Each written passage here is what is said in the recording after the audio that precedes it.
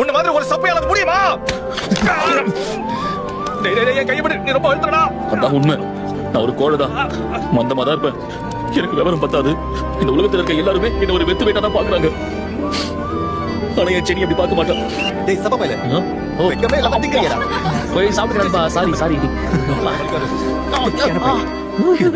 சரி சாப்பிடு. ஆமா நண்பா சாப்பிடுங்க.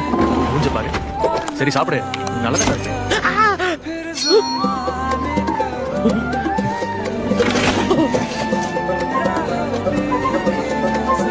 ஆம்லெட் நல்லா இருக்கு. இந்த நிமிஷத்துல இருந்து நம்ம ஒன்னா தான் லஞ்ச் சாப்பிடணும்னா அவசரப்பட்டு அடிச்சு. ஒழுங்கா சாப்பிடு.